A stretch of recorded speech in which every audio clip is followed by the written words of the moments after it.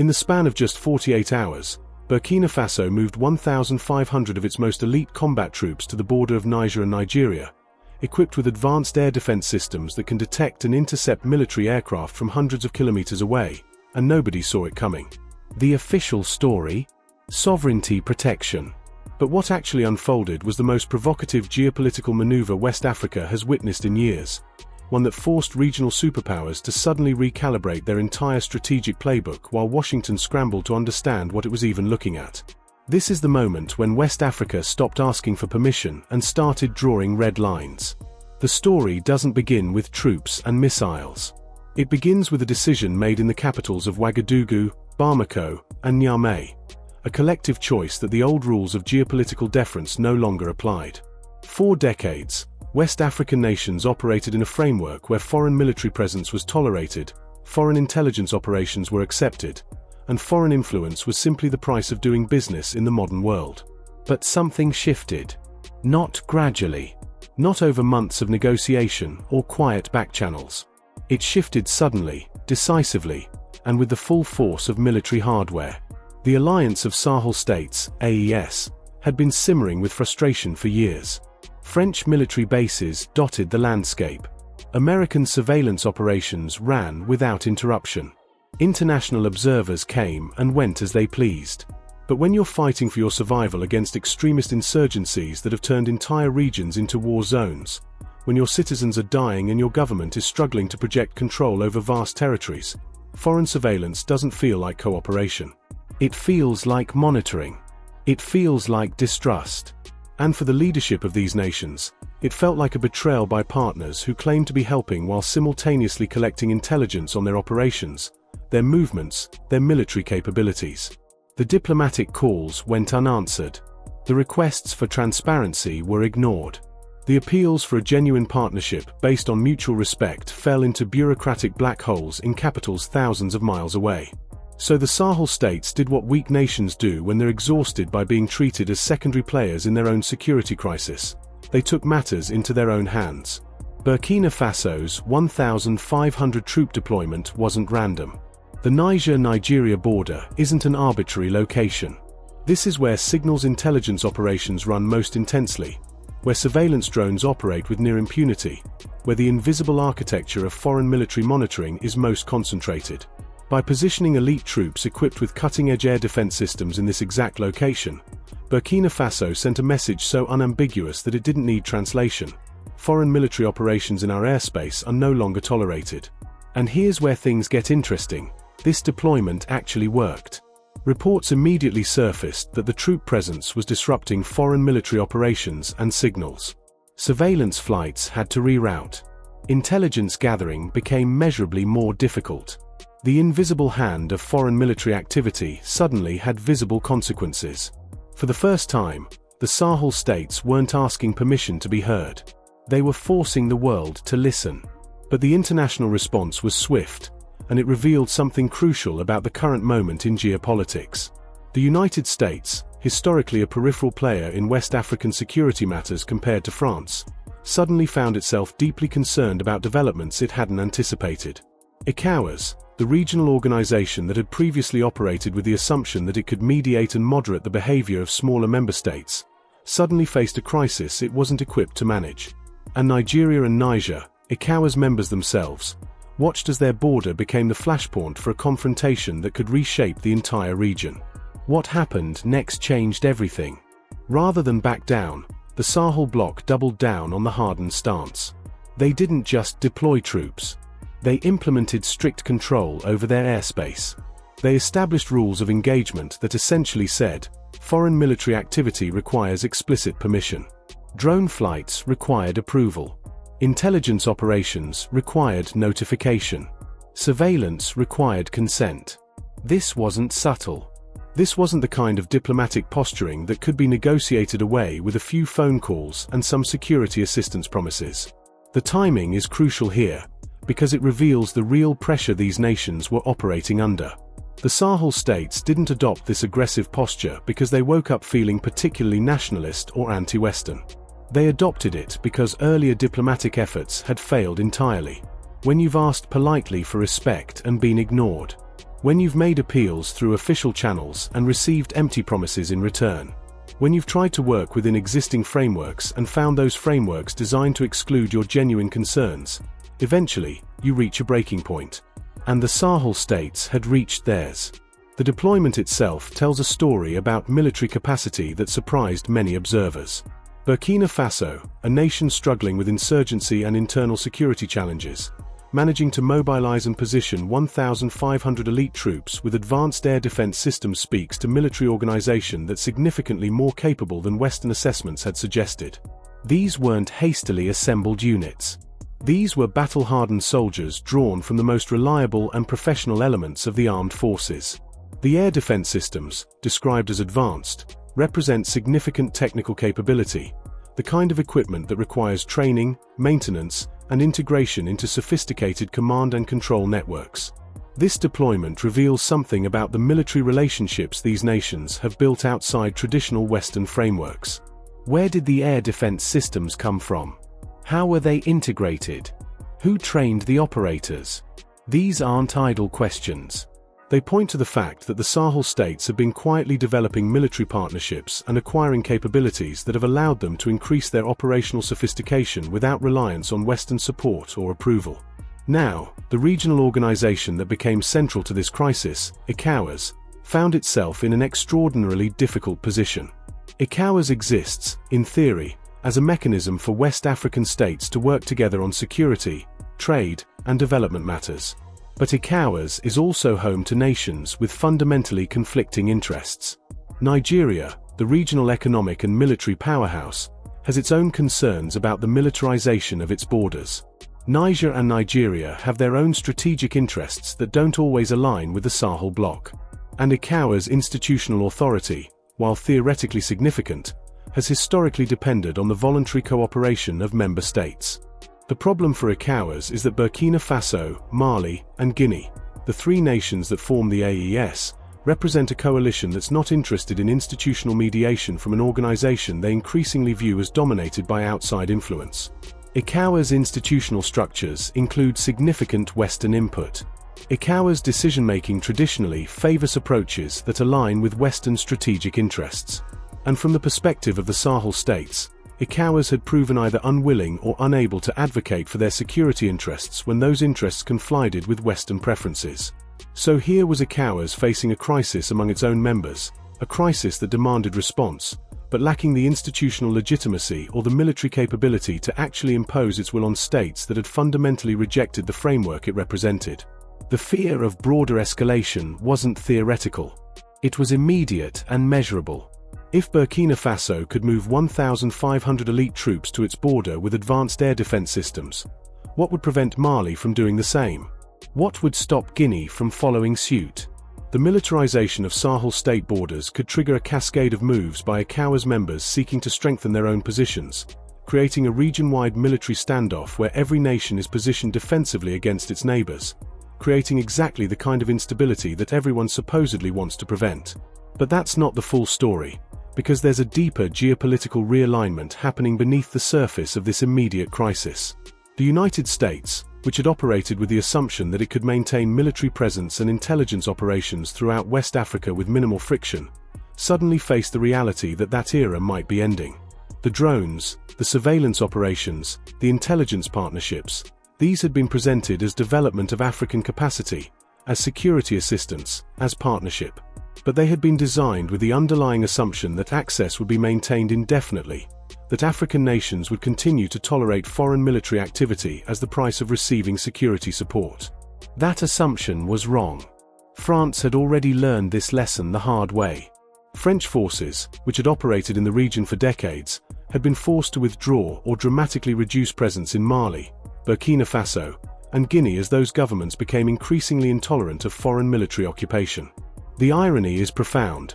France had originally justified its military presence as anti-terrorism support.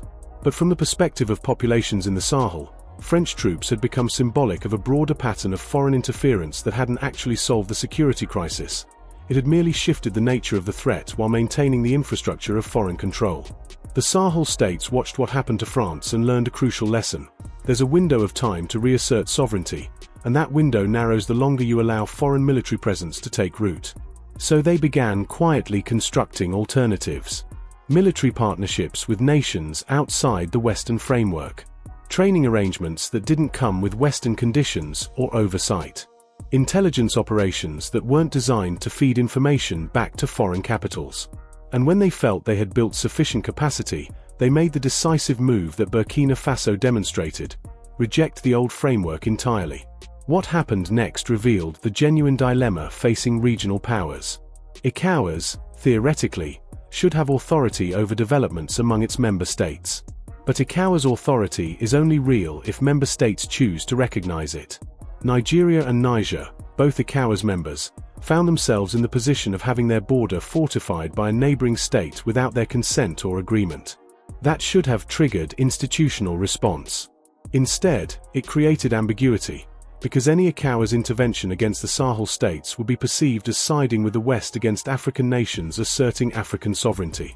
This is the paradox that ECOWAS couldn't solve.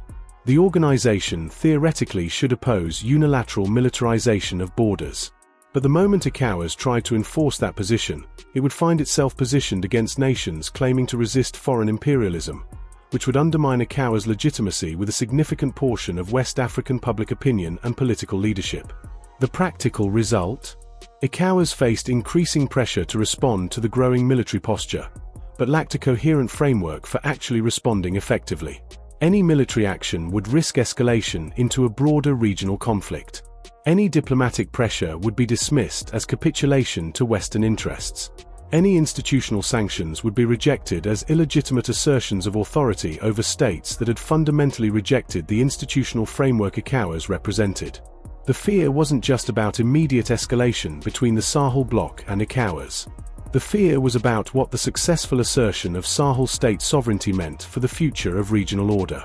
If Burkina Faso could unilaterally deploy forces and reshape the military balance on its borders without ECOWAS being able to constrain that behavior, what did that mean for the rules that had governed West African international relations for decades? It meant those rules were potentially finished. And that's genuinely frightening from the perspective of nations and institutions that had benefited from those rules. Nigeria, for instance, benefits from a regional framework where larger nations can exercise influence and maintain stability through institutional mechanisms. ECOWAS benefits from the assumption that member states will subordinate unilateral action to institutional consensus. The United States benefits from the assumption that its military presence is tolerated indefinitely. France benefits from the assumption that it can maintain influence even after formal military withdrawal. All of these assumptions were suddenly in question.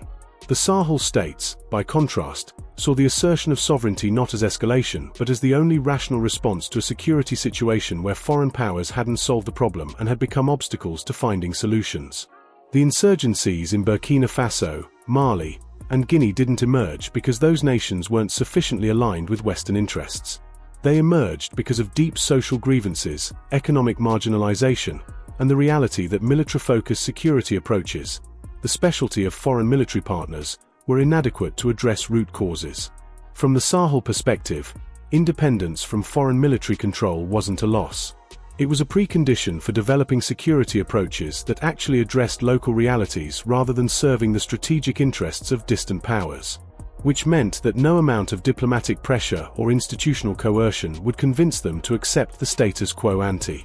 Here's where the narrative becomes genuinely complex, because there are legitimate concerns on multiple sides. ECOWAS's concern about unilateral militarization of borders is rational. Regional destabilization would harm all nations involved. Nigeria and Niger's concern about a neighbor fortifying the border without consultation is understandable. Military buildups on borders create security dilemmas where each nation feels compelled to strengthen its own position, leading to an arms race that ultimately makes everyone less secure. But the Sahel states' frustration with foreign military presence is also rational. Decades of Western military support hadn't solved the insurgency problem. Foreign surveillance operations had gathered intelligence without changing the security situation. At some point, you have to try something different. And if the international framework doesn't allow you to pursue different approaches, if trying to reduce reliance on Western military support is treated as defection or disloyalty, then the only option is to step outside that framework entirely. The deployment of 1,500 elite troops and advanced air defense systems represented, in essence, the Sahel states' announcement that they were stepping outside the framework. They were saying, "We are no longer available to be the strategic subjects in other nations' security architectures. We are going to be actors in our own security arrangements, and we will make decisions based on our own interests, not on what maintains comfort for distant powers." And that announcement had consequences that reverberated immediately throughout the region. ECOWAS now faced a choice it hadn't anticipated: force a confrontation with member states that had successfully mobilized nationalist sentiment and portrayed their military actions as resistance to imperialism, or accept the reality that regional institutional authority had limits and that those limits were narrower than previously assumed. Neither option was satisfying. Forcing a confrontation risked a broader regional conflict that could destabilize the entire West African security environment.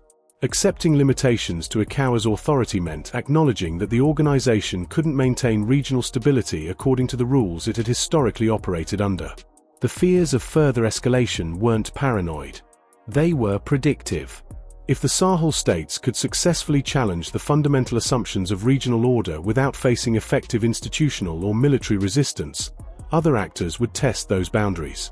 Regional powers might feel compelled to strengthen their own positions. Armed groups that had been constrained by the balance of forces might see new opportunities. The entire region was potentially entering a period where the old rules no longer applied and new ones hadn't yet been established. That's the genuinely destabilizing period. Not the moment when there's already a new order that everyone understands, but the moment when the old order has broken but the new one hasn't yet crystallized.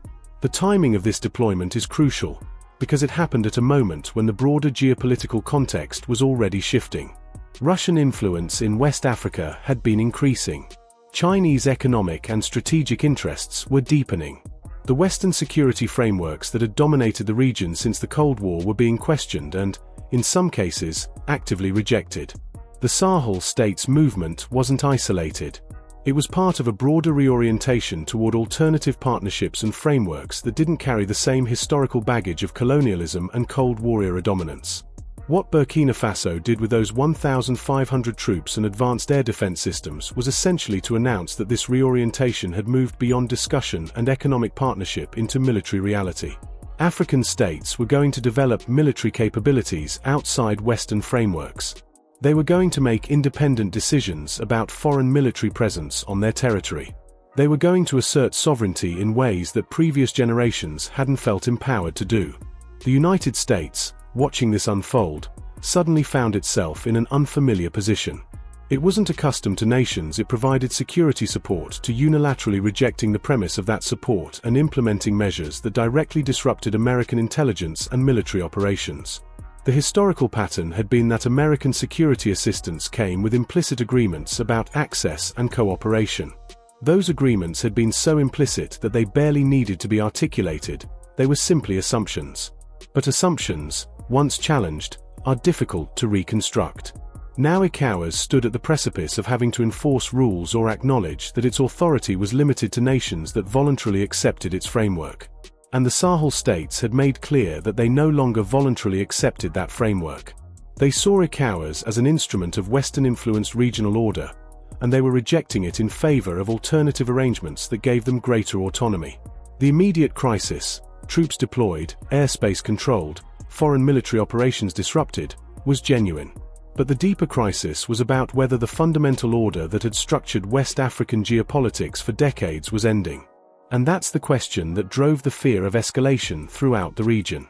Because if the old order was indeed ending, no one could be certain what would replace it or whether the transition would be peaceful or violent, managed or chaotic. What happens next in West Africa will likely reshape not just regional politics but the entire framework of how Africa relates to external military and security partnerships. Because the Sahel states have essentially called the bluff of the previous order. They've demonstrated that nations can unilaterally reassert sovereignty, that they can disrupt foreign military operations, that they can reject the frameworks designed to manage their behavior. And if they can do this successfully, if they can face international pressure and diplomatic consequences but ultimately maintain their position, then other African nations are watching closely to see whether that path is actually viable. The 1,500 elite troops positioned on the Niger-Nigeria border with advanced air defense systems are more than a military deployment. They're a statement. They're a test. They're a moment when West Africa decided it no longer needed permission to be taken seriously. The question now is whether the region can navigate what comes next without tearing itself apart in the process.